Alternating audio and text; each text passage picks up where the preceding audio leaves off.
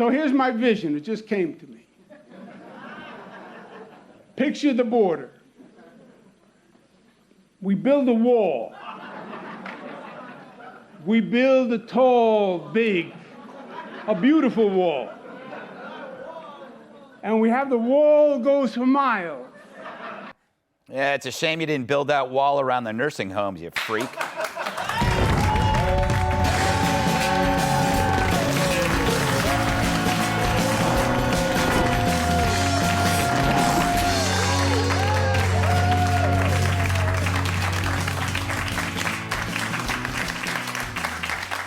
Happy Wednesday. Favorite day of the week?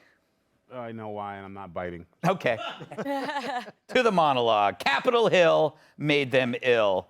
According to Vice News, which apparently still exists, folks in the media are struggling with post-traumatic stress disorder caused by the January 6th breach of the Capitol. In fact, some reporters won't even return to the building, and others are in therapy. One longtime reporter, meaning he's old, had to retire soon after the attack, and others can't sleep. Maybe they've seen their ratings. One Bloomberg News reporter named Eric Wasson claims he feels unsafe in his house, which is weird because he lives in D.C. where people feel unsafe when they leave their house. Apparently, seeing a clown in a Viking hat knocking over a bottle of whiteout on Dick Durbin's desk is tantamount to being mauled by ISIS in your kitchen. They're more distraught than the Kardashians during a silicon shortage. Thank God we haven't had a war on our soil yet. How would they be able to cover it? There'd be a run on scented candles and dream journals. But can you blame these poor souls? I mean, when you hear about January 6th, you're convinced it's worse than 9/11. Perhaps it is, but to them. To me, though there was less loss of life on January 6th, January 6th was worse than 9/11 because it's continued to rip our country apart and give permission for people to pursue autocratic means. And so I think we're at a much worse place than we've been. And as I've said, I think to you before, I think we're in the most perilous point in time since 1861 in the advent of the Civil War. He's just bat crazy.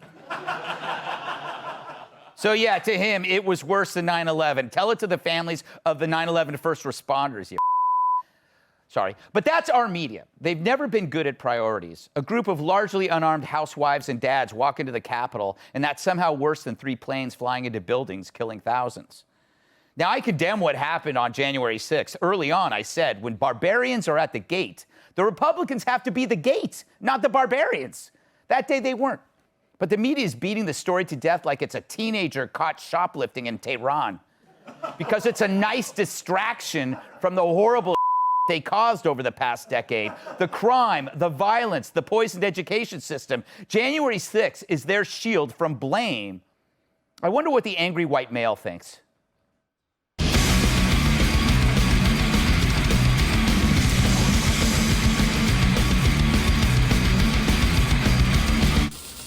Hey guys, one more time? Sure, why not?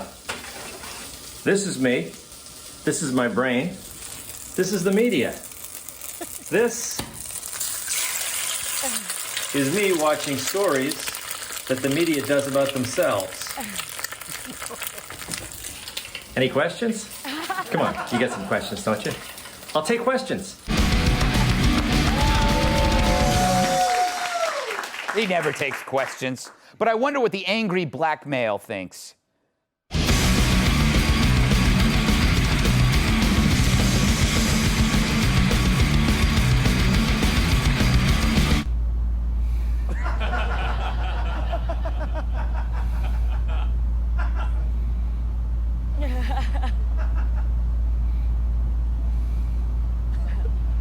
Go to sleep.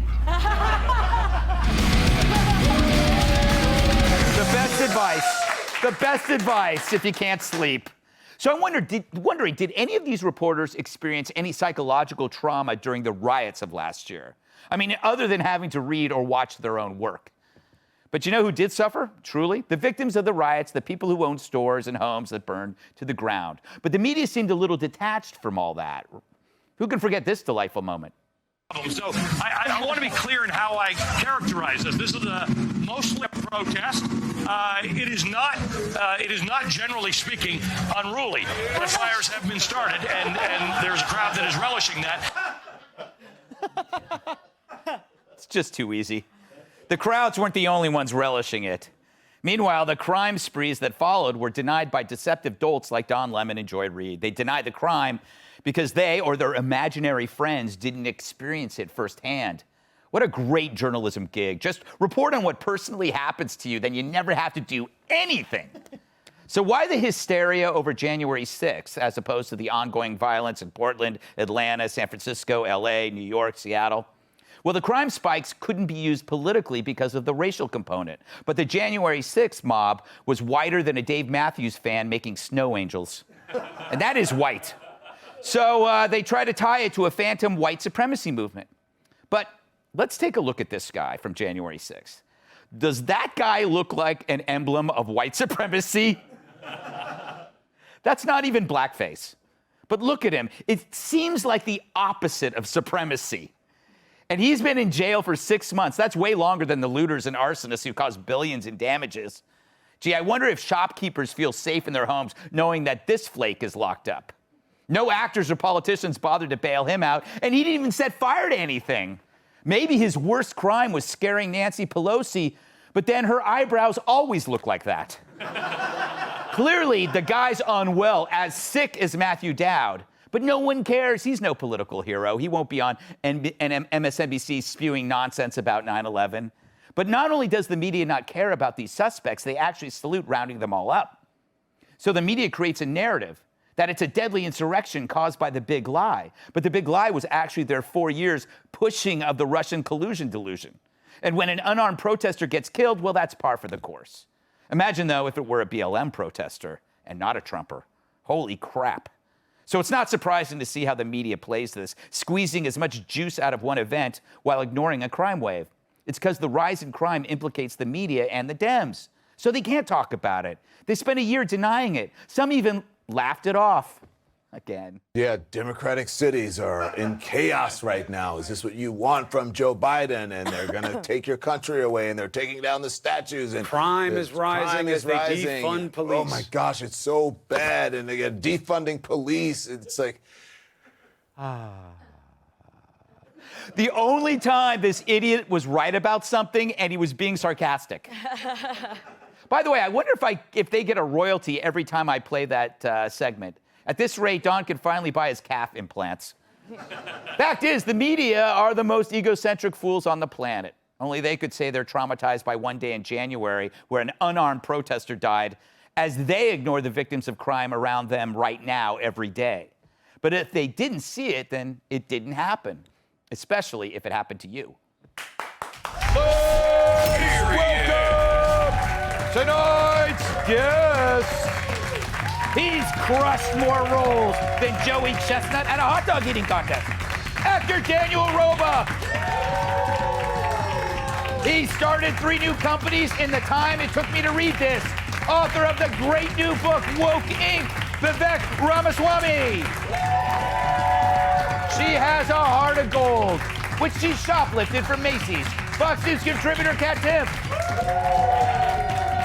And all-you-can-eat buffets have Tyrus Insurance. My massive sidekick and host of Enough Said on Fox Nation's Tyrus. Dan, welcome to the I haven't seen you in a while. Nice to see you. Thank you so much. Anybody doesn't know who Dan is, he's the pride of Allentown. Oh, thank you. Yes. The whole Lehigh Valley. Yes, that is true. That is true. Right now, there are about 100 people going, yes. Yes. Okay. So do you think this comparison makes sense, 9/11 to January 6th? I do think it is a bit of an insult to many people who perished. I mean, look, if somebody has PTSD, okay, let's talk about that. But, you know, let's not, when we start saying I have PTSD because, you know, there was a goose who walked in front of my car, I think that, you know, there's people who really suffer from this. There's people who suffer from rape and all these terrible things, and they have it. Yes. And it is real. Yes. But is this real? It disturbs me. But the thing is, if you get PTSD from a goose, you can make the goose your therapy animal. You could do that, and take it on the plane. Yeah, you could do all that. That solves 2 problems. Right. It's a good point. It is. Yeah. I've always been okay with geese. I don't know why I picked on geese. I don't know why either. I know. It seems Geese are horrible. No, geese are terrible creatures. But swans are worse. Swans, yeah, they look pretty, but they have a very They use their necks to strangle other birds. Is that true? I made it up. Made it up. But I've learned that if I say things with force, people will believe me. Worked on me. Yes. Vivek, you are filthy rich. You're like a zillionaire, aren't you? I'm like dirty rich. You're dirty. Not quite rich. filthy. Yes. By the way, I'm excited about your book. Your book is going to be, it's all about how social justice wokeism has infiltrated corporations and they're using it as a shield against their nefarious behavior. Am I right? You're dead on right. I mean, look, my parents had an arranged marriage, right? People put them together who knew them. They met each other. Within a week, they were married. That was a good arranged marriage. That's the one that worked. Yeah. The book is about an arranged marriage gone awry. It's more like mutual prostitution, where you have the woke left and big business, neither of whom really loves one another. They actually look down on one another, but they got married anyway because each was able to do what the other couldn't alone. And after Occupy Wall Street... You're just describing normal marriage. Well, that's not an arranged marriage. We actually jump into that thing. Like, I did that on purpose. Trying not to get myself in trouble tonight, but... What do you make of this, how the media looks at these 2 instances of rampant crime in one day of a mob? Yeah, I mean, look, I think that this is classic media hypocrisy, but I do think if there was one point in there that I want to take as a valid point, I don't think it's what he meant, but it was the reaction to what happened after January 6th actually frightens me more than the reaction after 9/11. Because after 9/11, and I speak as a person with civil libertarian instincts, okay? I didn't like what the military-industrial complex did in this country, creating a surveillance state that has haunted us for 20 years now to the 20-year anniversary. Still taking our shoes off. But that's the military-industrial complex. Yeah. That is not as bad, Greg, in my mind, as the woke industrial complex, which involves private companies now constitutionally unconstrained. Because as bad as the military-industrial complex was in post-9/11 days, at least it was constrained by this pesky thing called the Constitution, where now these guys in government are able to give their dirty work to the private sector and say, hey, those are just guys on the West Coast acting as private companies. Isn't that what you Republicans want? That's more dangerous. Exactly. It's like, oh, you know what? They're the bad guys, and they're private industry, so they can do whatever they want. Tyrus, how you doing? I'm phenomenal, Greg. Yes. And by the way, I applaud you, dirty rich, because I'm hood rich. So it's all I'd rather be working dirty out. rich than John Rich. He's a friend of yours that gives you free whiskey. Yeah. The amount of times that man has gotten you drunk. Brought you boots. Yeah, but I always hats. wake up naked. His mother loves you, and this is how you treat him. Damn you, Greg Gutfeld. Yes. But speaking of damn you, can we just call this what this is? This Yeah. has no. How many reporters were held hostage in January 6th? Yeah. None. If Mike Pence is okay, isn't he? Yes. Pence, they were literally calling they were going to come get him. Yeah. The noose was for Pence, and he's doing stand-up now. He's doing fine. Doing stand-up. He's at Chuckles up in West Haven. Podcast on Please, Gas make Digital. sure you tip the way. But the point is, January 6th was bad, and here's the awesome thing. The FBI caught the bad guys. They're all going to jail, and now they're going to catch more because they got more footage. That's kind of solved. Yeah. We really don't need a panel of that. Every time the Senate and we're going to get a committee together. Why? You had a committee with Russia, and you came back with, Yeah. could be not. I could have done that. I mean, they had a committee for for Kennedy because they had one guy's home movie that lasted 14 seconds. Yeah. They were like, we need more information about this. We have too much. Yeah. Here, they're like, well, run those we have 4 million cameras. Run that. Yes. Oh, we know who everybody is. They're still hoping for that pipe bomb that somehow will implicate President Trump. You've literally tried everything. The FBI didn't question him because it wasn't about him. They knew who did it, who planned it, and they've arrested them. What happened to the pipe bombs? That's a great question. Do you know that they got him ahead of time and they found him or whatever. But the point is, that mystery is solved. We don't have to go look for who did it. We have it on film who did it. Yeah. They literally dressed up in ridiculous outfits. They were pretty easy to spot at Denny's. the following day. They weren't you know what? They were they were the opposite of Antifa. Yeah. Antifa spent all their time trying to hide their faces while they hurt people. These guys were showing off who they were because they thought they were trying to they weren't trying to change the Constitution. They thought they were trying to save it. They were wrong. Right. Obviously. And obviously, I've condemned it, you've condemned it, we've all condemned it so many times, but yet in these interviews you're saying there's been no accountability. I haven't heard anyone who has really failed to condemn it that I know. And also, as you mentioned, Tyrus, 400 people from 40 different states have been arrested already. So I think that going to jail is accountability. Yes, that's true. I think it is accountability. And in general, I just think it's bad to compare anything to 9/11. Like, it's just bad form. I'm not going to say it's like blah, blah, because I just said not to do that. Yeah, that is true. I always find that. You always say analogies are a problem because they're never one-to-one. There's always going to be space between that thing and that other thing. Okay, we got to move on because we got so much more. Hey, Sean Hannity here. Hey, click here to subscribe to Fox News YouTube page and catch our hottest interviews and most compelling analysis. You will not get it anywhere else.